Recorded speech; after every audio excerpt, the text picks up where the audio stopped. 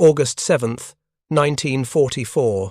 Outside the Norman town of Mortain, France, Sergeant Mike Peschke crouched behind his Sherman tank, hands trembling as he ran them across fresh weld marks still warm to the touch. Around him, 5 other tanks from Charlie Company, 35th Tank Battalion, 2nd Armoured Division, sat silent in the pre-dawn darkness, their hulls bristling with unauthorized modifications that would have gotten Peschke court-martialed a month earlier.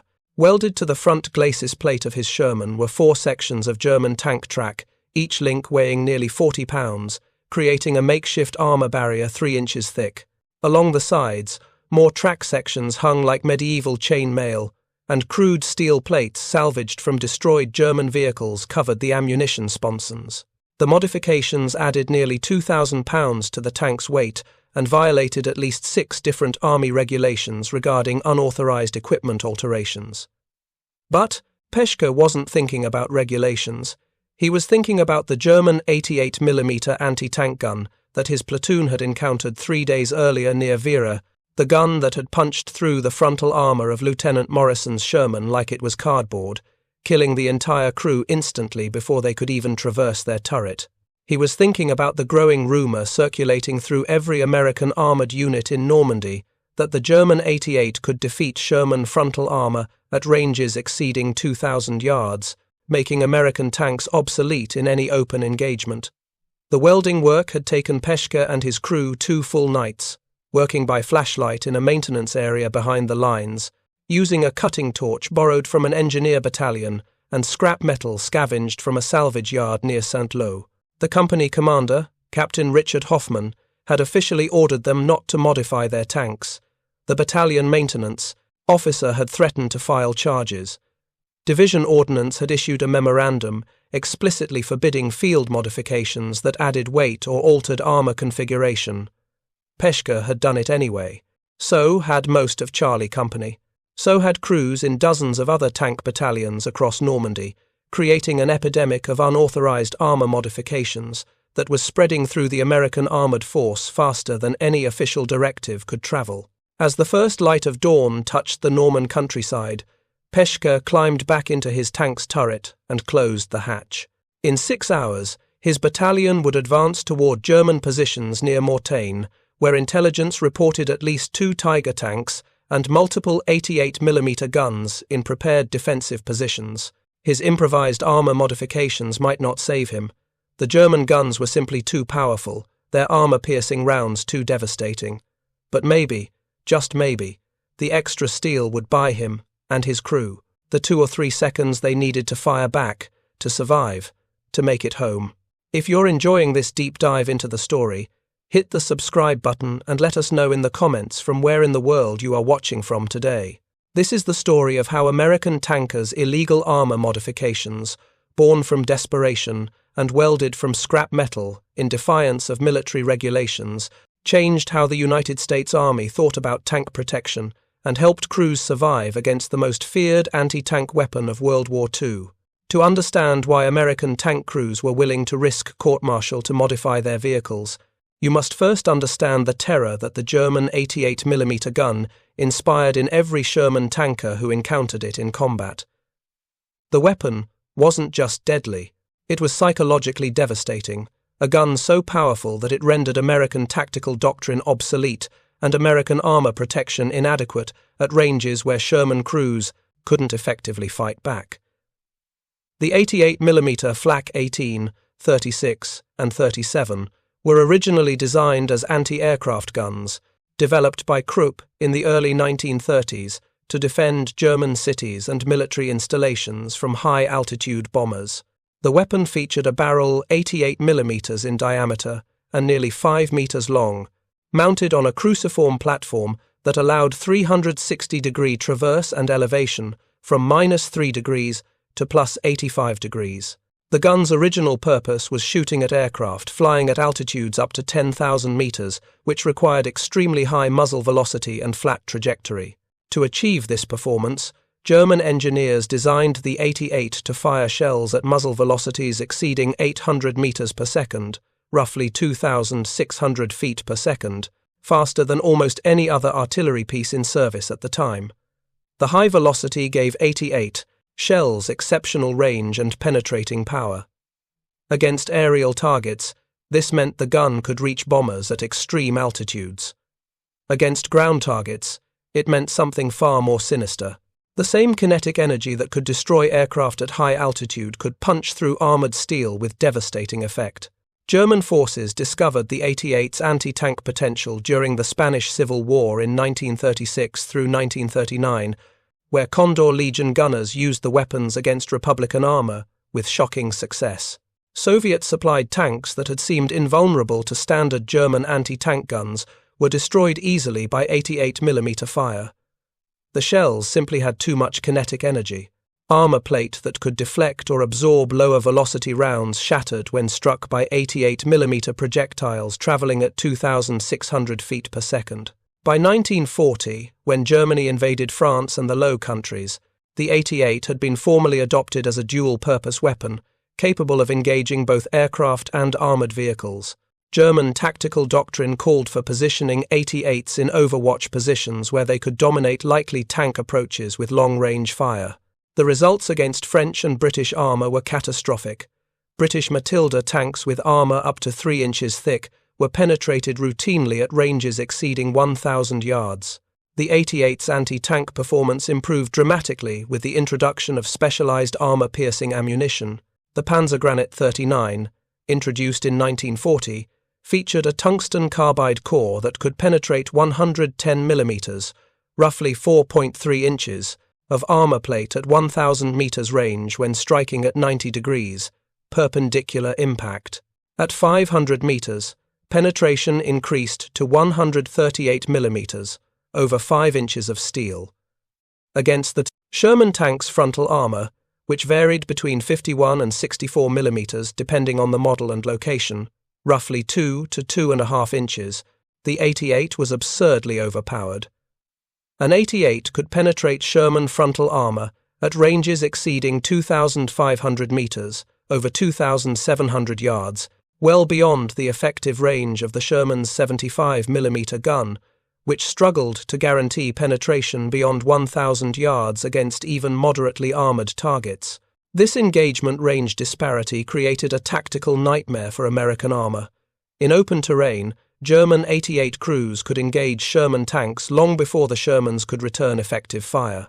By the time American tanks closed to firing range, they had to cross nearly a mile of ground under accurate anti-tank fire from a gun that could destroy them with a single hit. The lethality of 88 hits against Sherman tanks was documented in grim detail by American ordnance officers who examined knocked-out vehicles throughout the Normandy campaign. A typical 88 armor-piercing round striking a Sherman's frontal glacis plate would penetrate cleanly, creating a hole roughly 3 to 4 inches in diameter where the tungsten core punched through the steel. The shell's kinetic energy, even after penetrating armor, remained enormous. Inside the tank, the penetrating core and fragments of spalled armor, steel blown off the interior surface of the armor plate by the impact, would ricochet around the crew compartment at velocities still exceeding 1,000 feet per second. Crew members in the path of this metal storm were killed instantly or catastrophically wounded. Even crew members not directly struck by penetrator fragments suffered severe injuries from the overpressure wave that accompanied penetration. But immediate crew casualties were often just the beginning of a Sherman's death. The penetrating round and spalling fragments would frequently strike ammunition stored in the sponsons along the hull sides or fuel tanks located in the same area. Sherman tanks in 1944 used gasoline for fuel, not diesel. Gasoline vapors inside a closed tank created an explosive atmosphere that could be ignited by the heat and sparks from an armor penetration. When a Sherman's fuel ignited, the crew had perhaps 8 to 12 seconds to bail out before the interior temperature reached levels incompatible with human survival. Tankers called it brewing up, a darkly ironic term that evoked making tea, but the reality was horrific. Men burned alive inside steel coffins, or if they managed to escape the burning vehicle, they often suffered burns over large percentages of their bodies. Ammunition fires were even more catastrophic. If an 88 round struck the ammunition storage and detonated stored 75mm shells, the resulting explosion would often blow the Sherman's turret completely off the hull ring sending it tumbling through the air. Crews inside tanks that suffered ammunition detonations had essentially zero survival rate. The explosion was simply too violent, too fast. Statistics compiled by the 3rd Armored Division in August 1944 painted a stark picture of Sherman vulnerability to 88 fire. Of 63 Sherman tanks destroyed by German anti-tank guns during the period August 1st through 15th, ordnance officers determined that 41, roughly 65%, had been hit by 88mm guns based on penetration hole diameter and forensic analysis of the wounds. Of those 41 tanks struck by 88s, 37, over 90%, burned after being penetrated. Average crew casualties in tanks that burned were 4.2 out of 5 crew members, meaning that in the average 88 engagement that resulted in fire, only 1 crew member survived, if that. Often, the survivor was the driver or assistant driver who had slightly better escape hatches in the hull front, though even they frequently died in the flames. These statistics were known to every Sherman crew in Normandy by mid-August 1944. Soldiers talk. Word spreads through armies faster than official communications.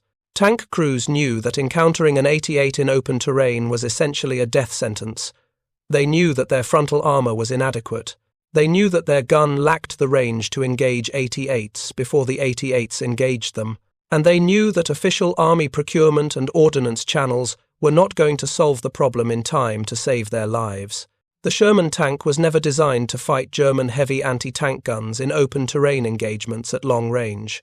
American armor doctrine in 1942 and 1943, when the Sherman was finalized and mass production began, envisioned tanks primarily as exploitation weapons that would break through enemy lines and attack supply depots, artillery positions, and rear area targets. Tank versus tank combat was expected to be relatively rare, and when it occurred, American armor would fight at close ranges, where the Sherman's stabilized gun sight and reliable mechanical systems would provide advantages. The reality in Normandy bore no resemblance to these assumptions. German forces, heavily outnumbered and forced into defensive operations, used armor and anti-tank guns in carefully prepared ambush positions. They waited for American tanks to advance into killing zones, then engaged at ranges where German guns were effective and American return fire was not. The tactical situation for which the Sherman had been designed simply did not exist. American tankers understood this within days of landing in Normandy. By late June 1944, just weeks after D-Day, reports were flooding up through command channels describing the inadequacy of Sherman armor against German anti-tank weapons, particularly the 88. Tank battalion commanders filed after-action reports noting that their crews were suffering unacceptable casualties and that frontal armor protection needed to be increased immediately. The Army's response was bureaucratic and slow. Ordnance officers acknowledged the problem and began studying potential armor upgrades. Engineering teams at Aberdeen Proving Ground in Maryland started testing various armor configurations. Contracts were discussed with manufacturers. But all of this took time, months or years, and the men in Normandy were dying today. Into this gap between official recognition of the problem and official solution came the tankers themselves. Men who decided that survival mattered more than regulations, and that if the army wasn't going to protect them, they would protect themselves. The improvised armor modifications began appearing on American tanks in Normandy sometime in late June or early July 1944, spreading organically through word of mouth and direct observation rather than through any official directive or organized program. The exact origin is impossible to pinpoint. Unlike Curtis Coulin's hedgerow cutter, which had a documented inventor and clear development timeline, the armor modification phenomenon emerged simultaneously in multiple units across the American sector. Tank crews were independently reaching the same conclusions and implementing similar solutions, a spontaneous outbreak of unauthorized innovation driven by the universal desire not to burn alive. The most common modification involved welding spare tank track sections to the Sherman's frontal glacis plate and hull sides. Tank tracks consisted of individual steel links, each weighing between 35 and 45 pounds, depending on the track type, connected by pins to form a continuous flexible belt.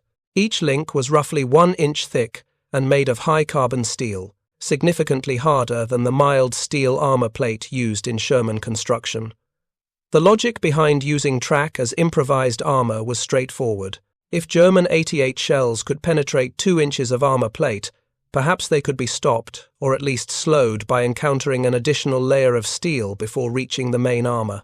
Track links hanging or welded to the hull would force an incoming round to penetrate through the track first, consuming some of the shell's kinetic energy before the round struck the actual armor plate. The mechanical theory was sound, though the execution was crude. Crews would acquire spare track sections from disabled or destroyed tanks.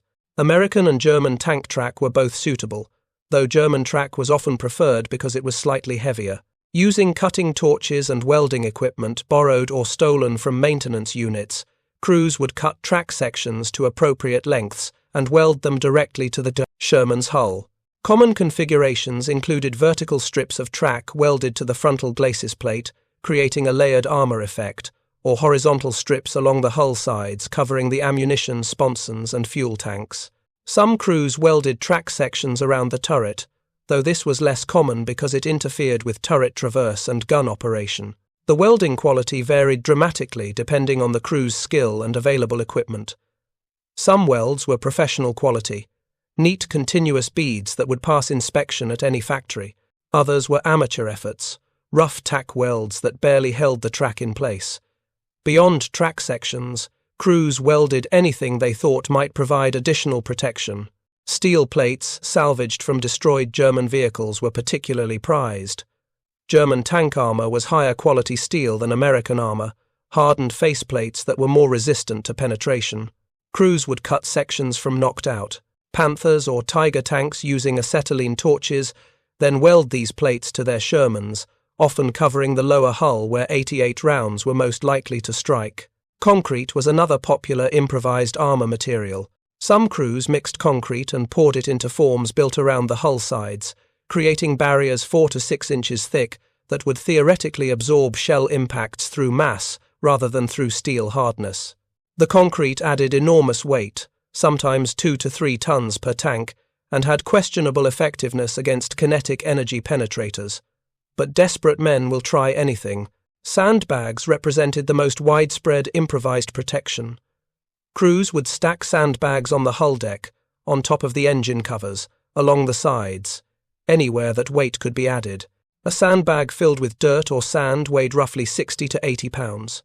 Crews would sometimes add 50 to 100 sandbags to a single tank, creating protective barriers over a foot thick in some areas. The effectiveness of these modifications was hotly debated then, and remains controversial among military historians today. The fundamental question is simple, but difficult to answer definitively. Did improvised armor actually improve Sherman survivability against 88mm guns, or was it merely psychological comfort that provided no real protection? The physics of armor penetration are complex. When a high-velocity armor-piercing round strikes steel plate, penetration depends on the round's kinetic energy, the hardness and thickness of the armor, the angle of impact, and numerous other factors. Adding a layer of relatively soft steel, like tank track, in front of harder armor plate can theoretically help by forcing the penetrator to expend energy breaking through the first layer before encountering the main armor. But the effect is not simply additive. You cannot assume that 1 inch of track plus 2 inches of armor equals 3 inches of effective protection. The track's irregular surface and the air gap between track and hull actually reduce effectiveness in some ways. The penetrator may strike a track link at an angle, deflecting slightly before hitting the main armor at a less favorable angle, or the track might shatter under impact, creating fragments that have unpredictable effects on the penetrator's path. American ordnance officers who examined modified tanks in late summer 1944 reached mixed conclusions. Some reports noted that welded track had successfully defeated German armor-piercing rounds that would have otherwise penetrated the hull. Other reports concluded that track provided minimal protection against 88mm guns, which had more than enough kinetic energy to punch through track and armor together. What is clear from battlefield evidence is that improvised armor modifications did provide some protection against smaller German anti-tank weapons. The Panzerfaust, a shoulder-fired shaped charge rocket widely used by German infantry, was particularly vulnerable to being defeated by spaced armor. The Panzerfaust's warhead needed to detonate against flat armor plate to be effective. If it struck a layer of track or steel plate positioned several inches in front of the main hull, the shaped charge jet would form in the air gap and dissipate before reaching the real armor. Tank crews reported multiple instances where Panzerfaust rockets struck welded track or applique plates and failed to penetrate the hull. These accounts were significant because Panzerfaust attacks were far more common than 88 engagements. German infantry with Panzerfausts were everywhere in Normandy, hiding in hedgerows, positioned in villages, waiting in ambush along roads. Any modification that improved protection against Panzerfausts would save lives, even if it did nothing against 88s. The weight penalty from armor modifications was substantial and officially unacceptable. A Sherman M4, a one in standard configuration, weighed approximately 66,000 pounds.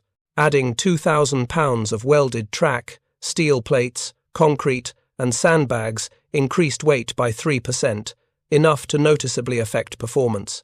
Fuel consumption increased by 5 to 8%. Maximum speed on roads dropped by 2 to 3 miles per hour. Acceleration decreased. Most critically, ground pressure increased, making tanks more likely to bog down in soft soil.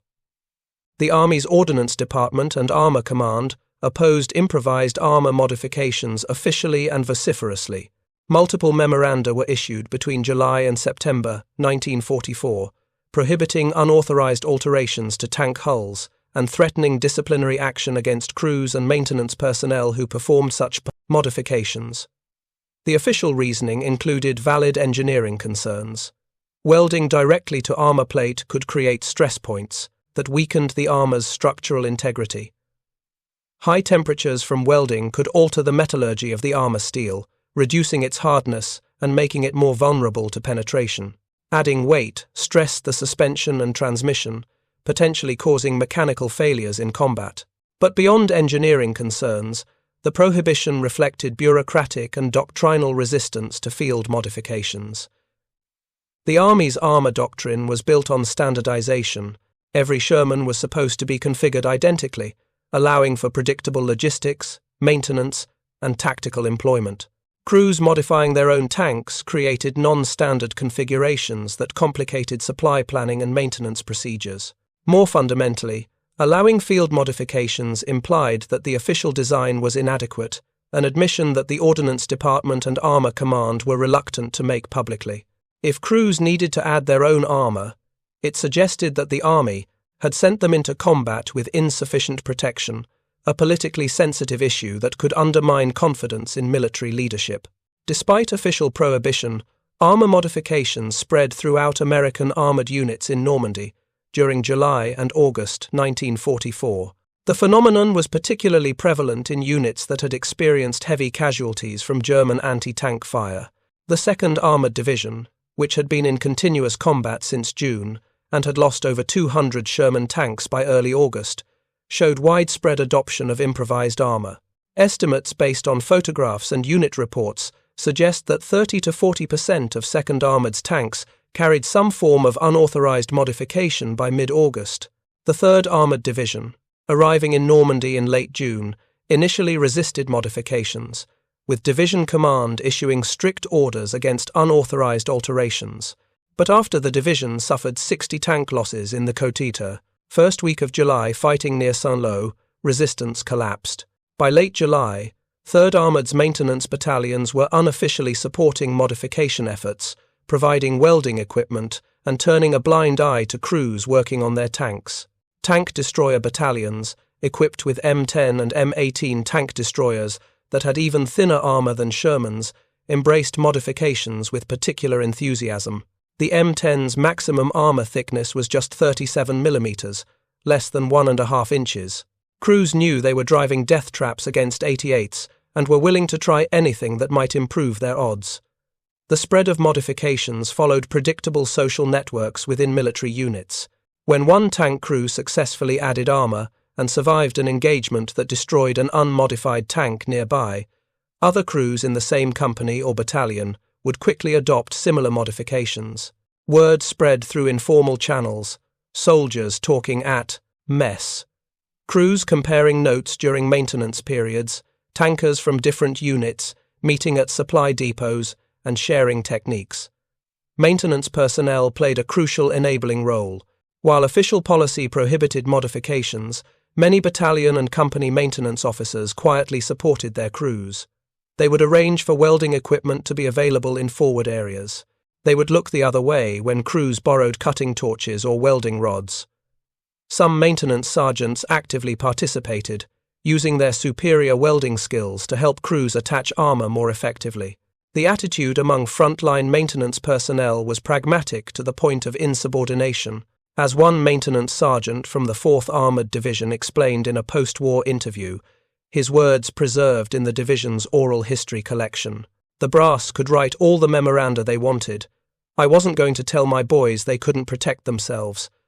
Half the crews I sent out didn't come back. If welding some German track to their tank gave them even a 1% better chance, I was going to help them do it. They could court-martial me after the war if they wanted.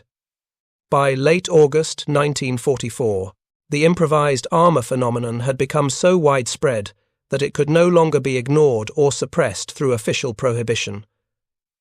Too many tanks were modified. Too many crews believed the modifications were saving their lives. And most importantly, photographic evidence was beginning to reach the United States through press coverage of the Normandy campaign. American newspapers published photographs of Sherman tanks rolling through liberated French villages, and keen-eyed readers noticed the irregular armor configurations, the welded track sections, the obvious non-standard modifications. Questions began reaching the War Department. Why were soldiers having to improvise their own armor? Did this mean American tanks were inadequately protected? Was the Army failing to provide proper equipment? The political pressure forced a response from the highest levels of military command.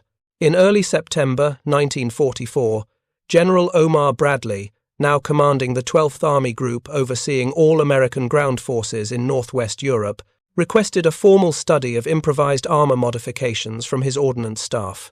Bradley was pragmatic enough to recognize that official prohibition had failed completely and that continuing to forbid modifications would only damage morale and his own credibility with frontline troops. The study, conducted during September 1944 by ordnance officers from 1st and 3rd Armies, examined approximately 200 modified Sherman tanks across multiple divisions. Engineers measured armor thickness, documented welding quality, interviewed tank commanders about combat experiences, and attempted to assess whether modifications actually improved survivability. The study's conclusions were carefully worded to avoid explicitly criticizing official armor design while acknowledging the reality that crews believed modifications helped. The final report noted that improvised armor provided marginal improvement in protection against shaped charge weapons such as Panzerfaust, but negligible improvement against high-velocity armor-piercing rounds from weapons of 88mm caliber or above. However, the report also noted that crew confidence and morale appears significantly improved in modified vehicles, and that prohibition of modifications has proven unenforceable and counterproductive to unit cohesion. Reading between the bureaucratic language, the message was clear. The modifications probably didn't do much against 88s, but they helped against other threats, and trying to stop crews from doing them was causing more problems than it solved. Based on the study, Bradley issued guidance in late September 1944 that effectively legalized improvised armor modifications while attempting to impose some quality control. The guidance acknowledged that crews could add supplemental armor materials to their vehicles, but stipulated that modifications should not exceed certain weight limits and should be performed by trained maintenance personnel rather than by crews using improvised methods. This guidance represented a remarkable reversal of official policy, driven by practical necessity and political pressure. The Army was officially sanctioning what had been explicitly forbidden just weeks earlier, but the reversal came with an important caveat. The guidance made clear that improvised armor was a temporary expedient, pending the fielding of properly designed armor improvements from official procurement channels. Those official improvements were already in development by autumn 1944, driven partly by frontline reports of armor inadequacy and partly by the visible evidence that soldiers were protecting themselves because the army hadn't protected them adequately. The most significant official response was the development and fielding of appliqué armor kits, factory-manufactured steel plates designed to be bolted or welded to specific locations on Sherman hulls. The first appliqué armor kits, designated as Armor Improvement Kit No. 1, arrived in Europe in October 1944. The kit consisted of hardened steel plates, 1.5 inches thick, designed to cover the lower frontal hull and sections of the turret front. The plates were precisely manufactured to fit Sherman contours and included mounting brackets that allowed installation without welding directly to the armor plate, avoiding the metallurgical concerns that had worried ordnance engineers. Installation of official appliqué armor took trained mechanics approximately 8 hours per tank, significantly faster than improvised modifications which could take days. More importantly, the official plates were made from face-hardened armor steel, far superior to the mild steel of salvaged track or concrete. Testing at Aberdeen Proving Ground demonstrated that appliqué plates could defeat some German armor-piercing rounds that would penetrate standard Sherman frontal armor. The technical specifications of the official appliqué armor revealed sophisticated understanding of armor protection principles that improvised modifications could not replicate. The steel used in the kits was face-hardened through a process called cementation, where the outer surface was enriched with carbon and heat-treated to create an extremely hard face layer while maintaining a tougher, more ductile core. This combination provided better protection than homogeneous steel of the same thickness. The placement of appliqué plates was also carefully engineered. Ordnance officers had analyzed penetration data from hundreds of knocked-out Shermans to determine where enemy fire most commonly struck. The lower frontal hull, where the glacis plate met the transmission housing, received hits in approximately 40% of frontal engagements. The gun mantlet and turret face accounted for another 30%. The appliqué kits prioritized these high-probability impact zones. The mounting system used bolts and brackets that distributed stress across large areas of the hull rather than creating concentrated stress points through welding. This addressed one of the primary engineering objections to improvised modifications. The brackets also created a small air gap, typically 1 to 2 inches, between the appliqué plate and the main armor. This spacing provided additional protection against shaped charge weapons by forcing the jet to form in the gap where it would dissipate before reaching the hull. By November 1944, approximately 1,000 Sherman tanks in the European theatre had received official appliqué armor kits. The installation rate increased steadily through the winter as production ramped up and more kits arrived from the United States. Priority went to units in heavy combat, particularly those facing German armor and anti-tank guns in the Lorraine region and along the German border. Tank crews who received official appliqué armor reported noticeable improvements in protection and, perhaps more importantly, in confidence. Knowing that their tank had been fitted with factory-engineered armor designed specifically to defeat German weapons provided psychological reassurance that improvised modifications, however well-intentioned, could not match. The official kits looked professional, fit precisely, and carried the implicit endorsement of Army engineering expertise. But the official program could not entirely replace improvised modifications, for several reasons. First, production and distribution of appliqué kits could not keep pace with demand. Thousands of Sherman tanks were operating in Europe by late 1944, and manufacturing enough kits to equip all of them would take months. Second, the official kits added weight and cost that made them unsuitable for some tactical situations. Third, and perhaps most significantly, soldiers had learned that they could not rely entirely on institutional systems to protect them. The experience of summer 1944, when crews had faced inadequate armor protection while official channels moved slowly to respond, had created a lasting skepticism about waiting for official solutions. Even tanks that received appliqué armor kits often retained their improvised modifications as well, creating vehicles that bristled with both factory plates and welded track sections. The attitude was simple. More protection was better. regardless of whether it came from ordnance depots or salvage yards.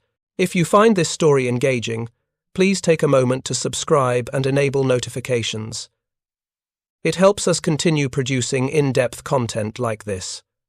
The Army also accelerated development of the Sherman M4, a 3E2 assault tank, nicknamed the Jumbo, which featured significantly thicker armor across the entire hull and turret.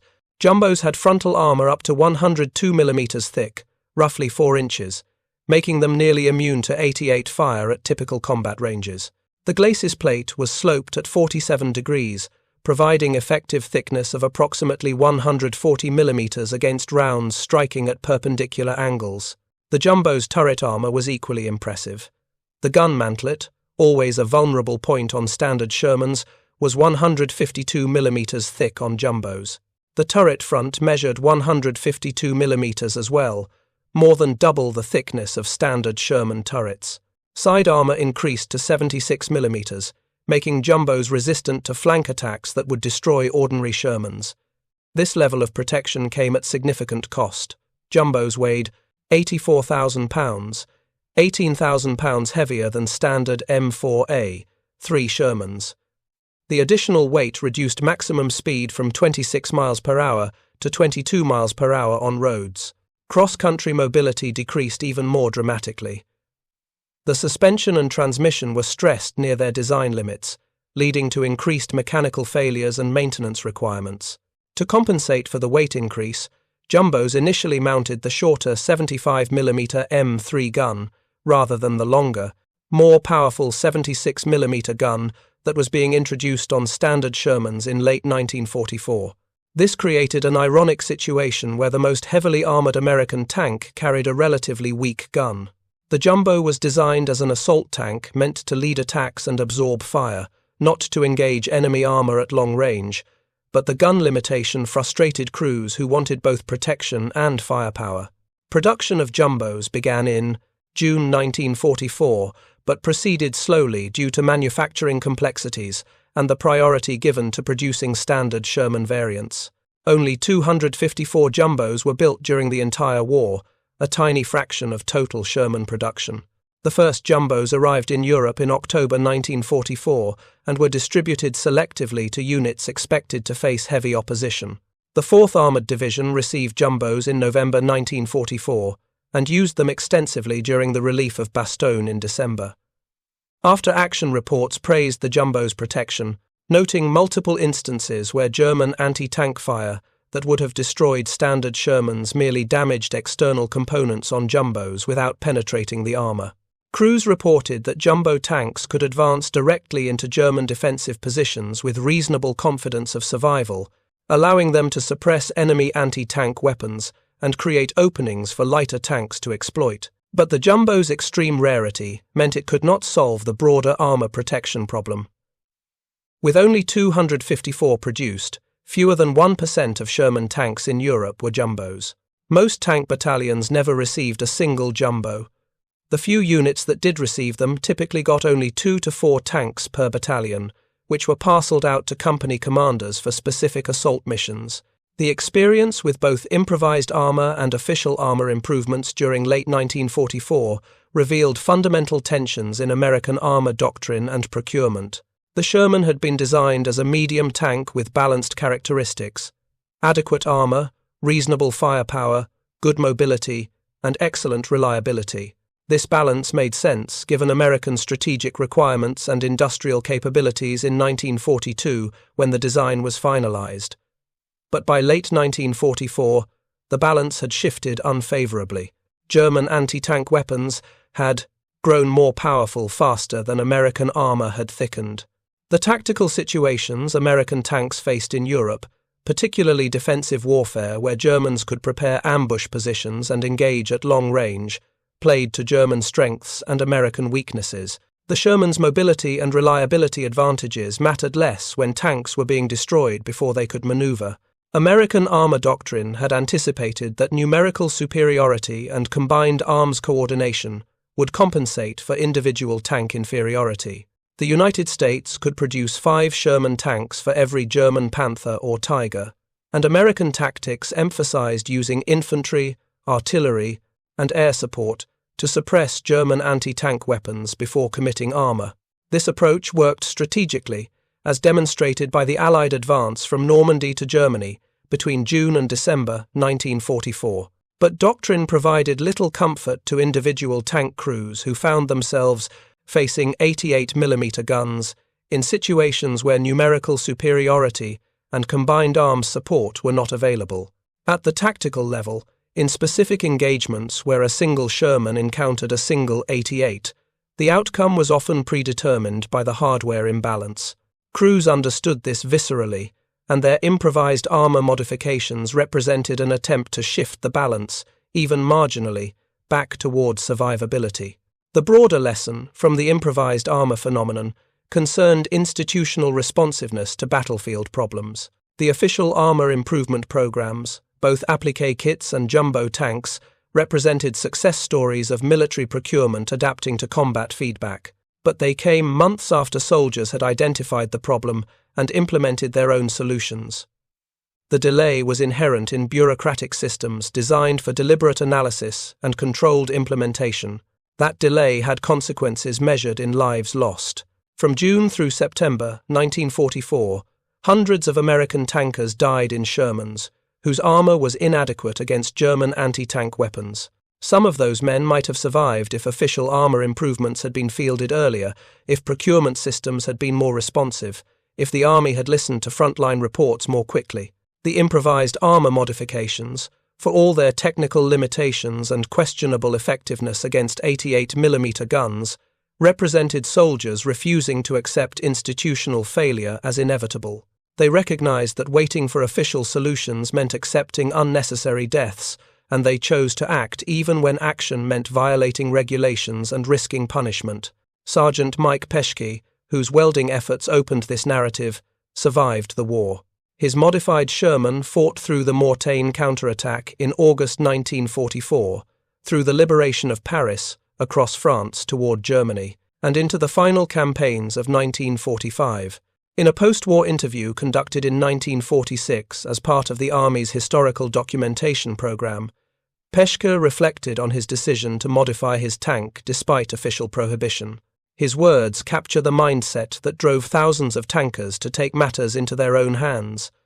"I knew the regulations said not to do it. I knew I could get in trouble, but I'd watched good men burn to death in tanks that the Army told us were good enough. I didn't believe them anymore. I figured if I got court-martialed but lived, that was better than following rules and dying. And if the track I welded on saved my life just once, just one time made the difference between a round penetrating or not penetrating, then it was worth whatever punishment they wanted to give me. They never did punish us. In the end, I think they knew we were right." The combat record of modified versus unmodified Sherman tanks remained difficult to assess, with statistical precision.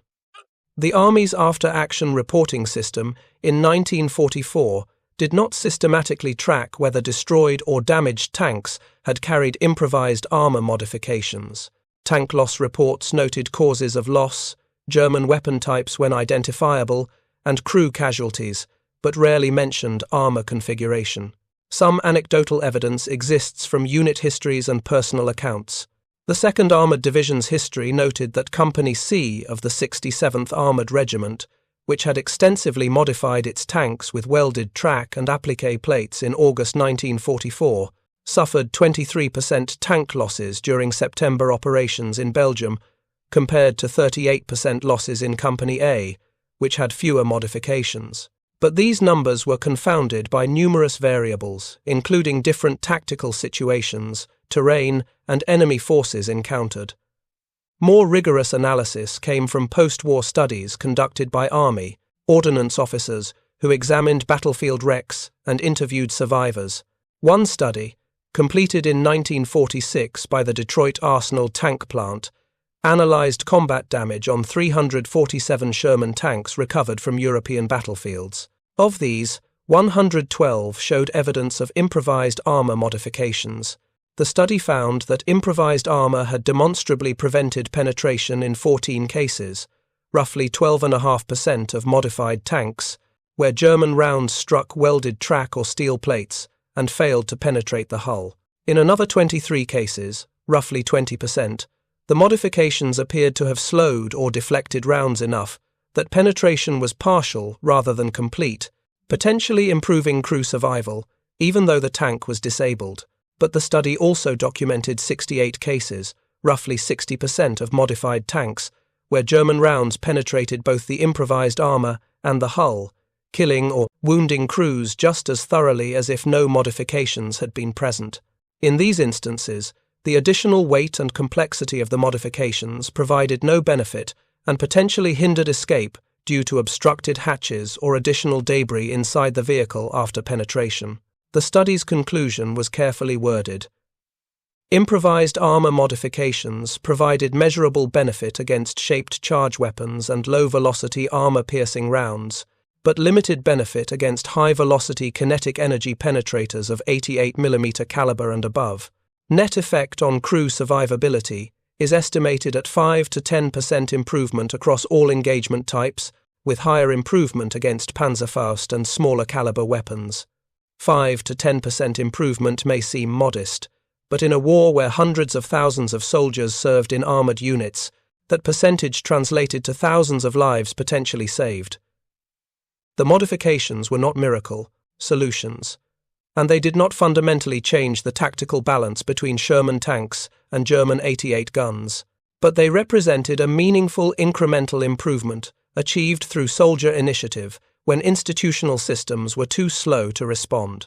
The German perspective on American improvised armor was documented through prisoner interrogations and captured documents. German anti-tank crews reported that modified Sherman tanks required more careful engagement than standard tanks. Gunners were instructed to aim for areas without visible additional armor, particularly the turret ring and rear hull, rather than attempting frontal shots against heavily modified glacis plates.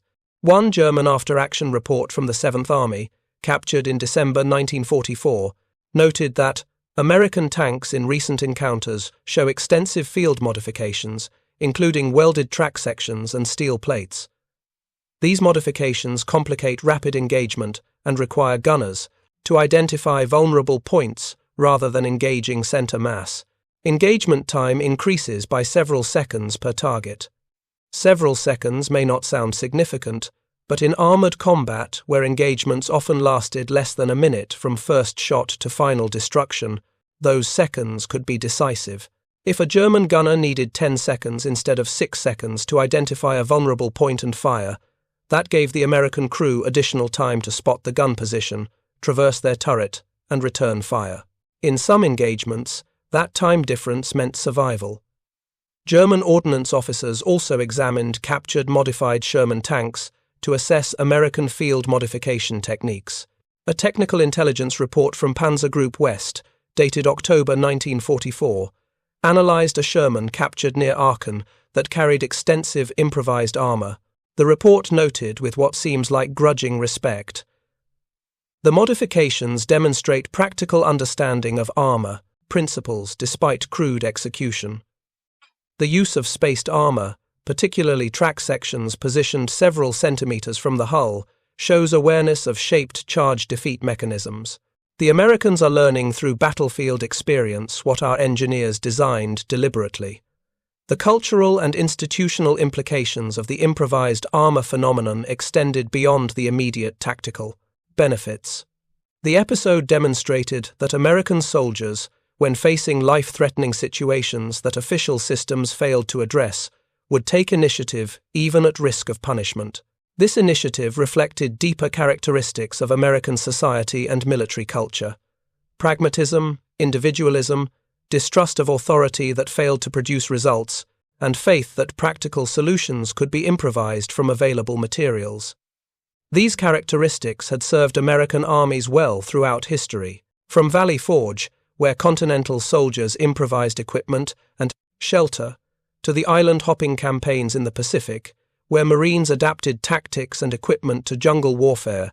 American military success often came from bottom-up innovation rather than top-down planning. The tank armor modifications fit squarely in this tradition, but the phenomenon also revealed weaknesses in American military institutions. The slow procurement response to armor inadequacy, the rigid regulations that initially prohibited field modifications, and the bureaucratic resistance to acknowledging design flaws all represented institutional inflexibility that cost lives. If the Army had been more responsive to initial reports of armor problems in June 1944, if ordnance officers had moved faster to develop and field appliqué armor, if senior commanders had authorized field modifications earlier, some of the tankers who died in unmodified Shermans might have survived. The tension between institutional control and individual initiative remains relevant in modern military operations. Every major American conflict since World War II has generated similar episodes where soldiers modified equipment or developed unauthorized tactics to address problems that official channels failed to solve quickly enough. Vietnam saw gun trucks and tunnel rat equipment. Iraq and Afghanistan produced improvised vehicle armor and tactical innovations for urban combat. The pattern repeats because the underlying dynamic remains constant. Soldiers facing immediate threats will act to protect themselves, regardless of regulations. Modern military doctrine attempts to institutionalize this lesson through rapid fielding initiatives and urgent operational needs processes designed to bypass normal procurement timelines. These programs exist partly because of lessons learned in Normandy, Vietnam, and Iraq, recognition that waiting for perfect official solutions means accepting unnecessary casualties. But bureaucratic friction remains, and the gap between problem, identification and solution deployment, though shorter than in 1944, still frustrates soldiers and commanders. The story of improvised tank armor in Normandy offers no simple prescriptive lessons for modern military organizations. The balance between institutional control and individual initiative must be calibrated based on specific circumstances, threat environments, and organizational capabilities. But the story affirms several enduring principles that remain relevant decades after the last modified Sherman rolled through France. First, soldiers in contact with the enemy often understand tactical problems more clearly than planners and engineers far from combat. Their observations and suggestions deserve serious consideration, even when those suggestions challenge official doctrine or design choices. Second, bureaucratic systems, optimized for deliberate analysis and controlled implementation, will always struggle to respond to urgent battlefield problems, where speed matters more than perfection. Organizations must create mechanisms for rapid response that can bypass normal procedures when circumstances warrant. Third, regulations that prevent soldiers from protecting themselves in combat will be violated, and attempting to enforce such regulations damages morale and credibility more than the violations themselves. Military leadership must distinguish between discipline that serves operational effectiveness and rules that exist primarily to preserve institutional authority. Finally, soldiers will improvise solutions to survival problems using whatever materials and knowledge are available, and this improvisation, while sometimes crude or inefficient, represents a valuable form of innovation that formal systems should support rather than suppress. The German 88mm gun remained a feared weapon throughout the war, continuing to destroy Sherman tanks in large numbers during the autumn and winter campaigns of 1944, the final offensives of 1945. The armor modifications, both improvised and official, provided some additional protection, but they never fully solved the fundamental problem. The Sherman was outmatched by German heavy anti-tank weapons in direct engagement. American success in armored combat came not from superior vehicle protection, but from superior numbers, logistics, air support, and tactical flexibility. The United States produced 50,000 Sherman tanks during World War II. Germany produced only about 1,300 88mm anti-tank guns in the PaK-43 configuration, the primary 88 variant, used as a towed anti-tank weapon. American armor could absorb losses and continue operations. German forces could not. But for the individual crews inside those Sherman tanks, statistics about production numbers and strategic advantages provided little comfort when facing an 88 at 2,000 yards. For them, survival depended on immediate practical measures: good tactics, competent leadership, effective use of terrain, combined arms cooperation, and yes, sometimes, a few £100 of welded steel that might, just possibly, make the difference between living and dying. The legacy of improvised armor extends beyond World War II into subsequent conflicts and into broader questions about innovation, authority, and institutional adaptation. Modern military historians and theorists study the Normandy armor modifications as a case example of emergent innovation, the phenomenon where solutions arise spontaneously from decentralized actors facing common problems rather than from centralized planning and design. The concept has applications far beyond military operations. Business organizations studying innovation and adaptation frequently reference military examples like the tank armor modifications to illustrate principles about organizational flexibility, bottom-up problem-solving, and the dangers of excessive bureaucratic control. The story resonates because it captures universal tensions that exist in any large organization: how to balance standardization with adaptation, how to maintain authority without crushing initiative, how to distinguish between rules that serve genuine purposes and rules that exist merely because they have always existed. In the specific military context, the armor modification story influenced post-war American armor development. When the Army began designing the M26 Pershing heavy tank and subsequent generations of armored vehicles, ordnance engineers explicitly incorporated lessons from Normandy. Armor protection received higher priority relative to other design factors. Provisions for field modifications were built into designs, with mounting points and reinforced areas that allowed additional armor to be added without compromising structural integrity. More significantly, the Army created formal processes for capturing and responding to battlefield feedback more rapidly. The Combat Development and Test Center, established in the 1950s, was charged with evaluating new equipment under realistic conditions and identifying deficiencies before widespread fielding. Urgent modification programs were institutionalized, creating channels for fast-tracking changes when combat necessity demanded speed over deliberation. These institutional reforms represented acknowledgement that the slow response to Sherman armor problems in 1944 had been a failure that cost American lives. The reforms could not eliminate bureaucratic friction entirely, as subsequent conflicts demonstrated, but they reduced it and created mechanisms for faster adaptation. The tankers who welded track to their Shermans in Norman fields contributed not just to their own immediate survival, but to broader institutional evolution that would benefit future soldiers. The improvised armor modifications saved some lives. They failed to save others. Their true effectiveness against 88mm guns remains debated among historians and armor experts. But what is beyond debate is that they represented a remarkable outpouring of individual initiative and determination, soldiers taking responsibility for their own survival when institutional systems moved too slowly, men welding steel to steel in the darkness behind the front lines because they refused to accept that regulations mattered more than lives. Curtis Culin's hedgerow cutter broke the Normandy stalemate and enabled the Allied breakout. The story is well documented and properly celebrated. Alongside that famous innovation existed a parallel story, less celebrated, less documented, but equally revealing about how wars are fought and won.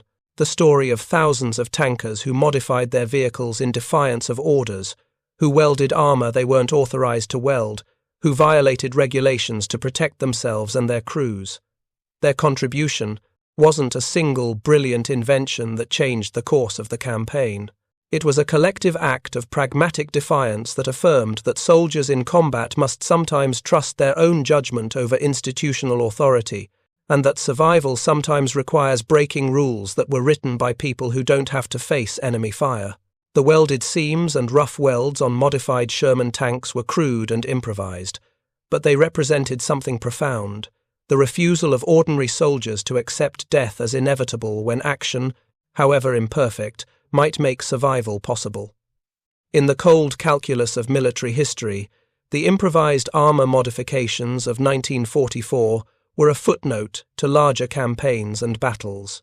But to Sergeant Mike Peschke, to the thousands of other tank crew members who worked through the night with borrowed welding equipment and salvaged steel, to the families who received their loved ones home alive when they might have received only telegrams of condolence, those modifications were everything.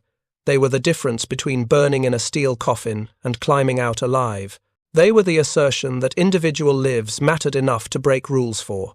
They were proof that ordinary soldiers, armed with practical knowledge and desperate courage, could sometimes solve problems that experts and institutions could not. The story of improvised tank armor deserves to be remembered not because it was decisive in the conventional military sense, but because it illuminates enduring truths about human nature, institutional limitations, and the moral calculus of survival in war.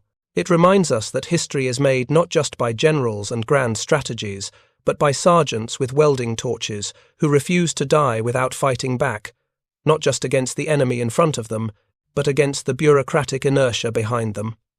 Thank you for watching. For more detailed historical breakdowns, check out the other videos on your screen now, and don't forget to subscribe.